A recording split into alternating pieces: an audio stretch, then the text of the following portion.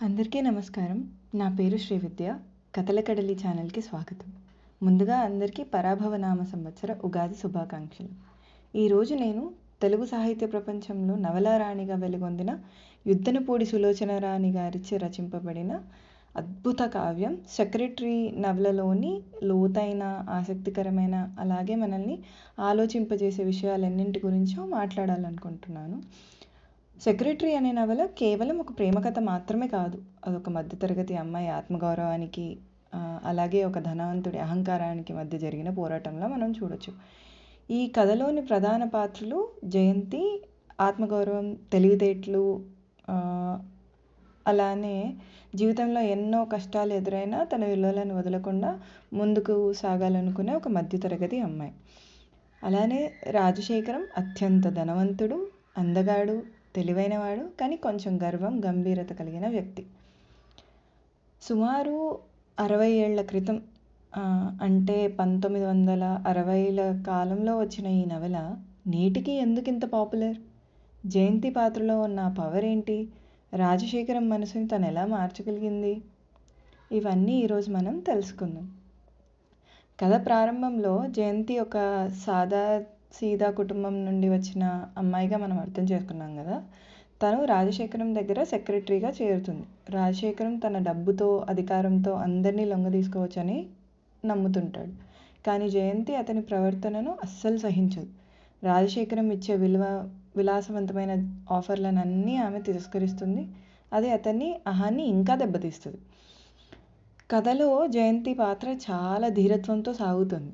రాజశేఖరం తన దగ్గర పనిచేసే ఆడవాళ్లను ఆట వస్తువులుగా చూస్తుంటే జయంతి మాత్రం అతనికి ఎదురు నిలిచి ఎప్పుడు బుద్ధి చెప్పాలని అనుకుంటుంటారు.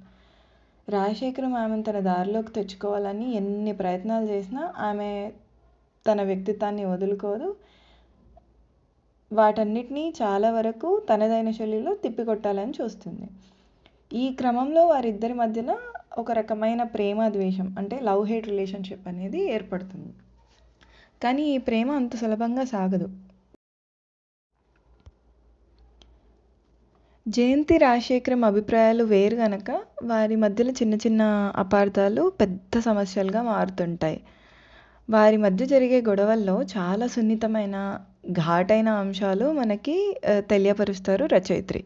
అది ఇప్పటి కాలానికి ఎంతగానో వర్తిస్తుంది. ఉదాహరణకి మనం రోజు మాట్లాడుకునే professionalism, professional conduct, equality, personality, value for money, value for person, ఈ విషయాలన్నీ వీళ్ళ గొడవల్లో, అలానే ఏదో ఒక సందర్భంలో ఈ నవలలో చర్చించబడ్డాయి. ఉదాహరణకి కొన్ని సంభాషణలని తీసుకుంటే, జీతం అంటే సమయం మాత్రమే, ఆత్మగౌరవం కాదు అని అర్థం చేసుకునే విషయంలో జయంతి ఇలా మాట్లాడుతుంది.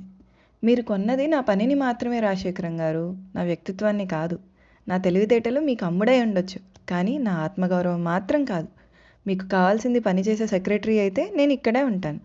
అదే తలొగ్గే దాసి కావాలంటే మాత్రం మీరు తప్పుడు మనిషిని ఎంచుకున్నారు అని చెప్తుంది. ఇంకో విషయంలో డబ్బుతో మనుషులను కొనలేరని చెప్పేటప్పుడు రాజశేఖరం ఇలా అంటాడు. చూశాను, నీలాంటి వాళ్ళని చాలామందినే చూశాను. మొదట గొప్పలు చెప్తారు, ఆ తర్వాత నా చెక్బుక్ వైపు ఆశగా చూస్తారు. అప్పుడు జయంతి ఇలా సమాధానం చెప్తుంది. బహుశా మీరు వాళ్ళకి మీ చెక్బుక్ మాత్రమే చూపించి ఉంటారు. ఎప్పుడైనా ఒక మనిషికి గౌరవం ఇచ్చి చూడండి, అప్పుడు వాళ్ళ అసలు రంగు తెలుస్తుంది. మీ మనసులో ఉన్న స్వార్థాన్ని అందరిలోనూ వెతుక్కుంటూ దాన్నే లోకం అనుకుంటే అది మీ భ్రమ అని చెప్పేస్తుంది. అలానే హోదా గురించి చర్చ వచ్చినప్పుడు రాజశేఖరం ఇలా అంటాడు. నువ్వు బతికేది చిన్న గదుల్లో, చిన్న ఆశలతో. నా ప్రపంచం స్థాయి వేరు, అది నీకు అర్థం కాదు అని. అప్పుడు జయంతి, నా గదులు చిన్నవి కావచ్చు, కానీ నా ఆలోచనలు మాత్రం విశాలమైనవి. మీరు కోట్లల్లో ఉన్నా మీ మనసు మాత్రం చాలా ఇరుకైనది. అందుకే ఒక ఆడపిల్ల కాదు అని చెప్పే నిజాన్ని కూడా మీ మనసు అంగీకరించలేకపోతుంది అని అంటుంది. ఇదిలా ఉండగా ఒక అపార్థం వల్ల జయంతి చాలా బాధపడుతుంది. తన గౌరవం దెబ్బతిన్నట్లు భావించి ఆఫీస్ వదిలి వెళ్ళిపోతుంది. ఇక్కడ ఆమె తీసుకున్న నిర్ణయం చాలా ముఖ్యమైనది. ప్రేమ కంటే తన ఆత్మగౌరవాన్ని ఎంచుకుంటుంది అని మనకు నిరూపిస్తుంది.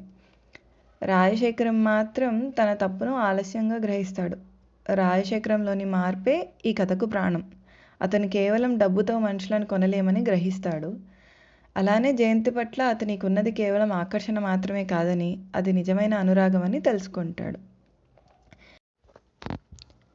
ఈ నవలలో రచయిత్రి స్త్రీవాద అంశాలు అంటే ఫెమినిజం గురించి కూడా తనదైన శైలిలో భావాలను వ్యక్తపరిచారు.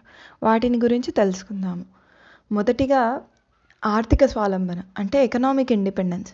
ఆ కాలంలో ఆడపిల్లలు కేవలం పెళ్లి కోసమే ఎదురు చూడకుండా తన కాళ్ళ మీద తాను నిలబడాలనే ఆలోచన జయంతి పాత్రలో కనిపిస్తుంది మనకు. తన తండ్రి ఆర్థిక ఇబ్బందుల్లో ఉన్నప్పుడు ఏడుస్తూ కూర్చోకుండా నగరాన్ని దాటి వెళ్ళి ఉద్యోగం చేయాలని అనుకుంటుంది. ఎంత గొప్ప భావన ఇది. అలాగే వస్తువుగా చూడటాన్ని నిరసించడం అంటే objectification and identifying the individuality. Rajasekharam స్త్రీలను కేవలం డబ్బుతో కొనగలిగే అందమైన బొమ్మలుగా భావిస్తుంటాడు. అతను ఇచ్చే ఖరీదైన కానుకలు, విలాసవంతమైన ఆఫర్లను జయంతి నిర్మోహమాటంగా తిరస్కరిస్తుంది. ఇందులో తన వ్యక్తిత్వం ఎంత గొప్పదో మనకు అర్థమవుతుంది. అలాగే కార్యాలయంలో వేధింపులు మరియు మన హుందాతనాన్ని ఎలా కాపాడుకోవడం అంటే వర్క్ ప్లేస్ డిగ్నిటీ. రాజశేఖరం తన అధికారాన్ని ఉపయోగించి జయంతిని లొంగదీసుకోవాలని చూసినప్పుడు ఆమె భయపడదు. తన పనిలో తప్పు లేకుండా చూసుకుంటూనే అతని ప్రవర్తన ఎండగడుతుంది. అలానే సామాజిక కట్టుబాట్లపై ధిక్కారం. ఒక ఒంటరి మహిళ నగరంలో ఉద్యోగం చేస్తూ పురుషాధిక్య ప్రపంచంలో నెట్టుకు రావడం ఆ రోజుల్లో పెద్ద సాహసమనే చెప్పాలి. కథ యొక్క ఆఖరి మలుపు రాజశేఖరం అహంకారం వీడిన వేళ. మనం ముందుగానే చెప్పుకున్నాం కదా, ఈ నవల యొక్క ప్రాణమంతా రాజశేఖరం వ్యక్తిత్వం మారడంలోనే ఉంటుంది. రాజశేఖరం తన తప్పులని తెలుసుకొని జయంతి దగ్గరికి వెళ్ళి తన ప్రేమను వ్యక్తపరుస్తాడు. అలానే జయంతి కూడా రాజశేఖరం మనసులోని సున్నితత్వాన్ని అర్థం చేసుకొని వారిద్దరూ ఎలా కలిశారు అనేదే ఈ నవల సుఖాంతం. ఈ నవల చాలా యూట్యూబ్ ఛానల్స్లో వివరంగా పూర్తిగా చదవబడి ఉన్నది. అలా కాకుండా ఆడిబుల్లో కూడా పాడ్కాస్ట్ లాగా అవైలబుల్గా ఉంది. దీన్ని ఆధారంగా చేసుకొని అక్కినేని నాగేశ్వరరావు గారు, వాణిశ్రీ, జయసుధలు హీరో హీరోయిన్లుగా సెక్రటరీ అనే సినిమా కూడా 1970లో విడుదలయ్యింది. నవలని పూర్తిగా చదవలేని వారు ఆ సినిమాని చూడొచ్చు. మీరు ఈ నవలను చదివినట్టయితే మీకు ఏ అంశాలు నచ్చాయో కింద కమెంట్ సెక్షన్లో తెలియజేయండి. ఇదండి ఈ నవలలోని ప్రత్యేక విషయాలు, నన్ను ఆకర్షించిన విషయాలు. మరొక అద్భుతమైన కథతో మళ్ళీ కలుసుకుందాం. సెలవు.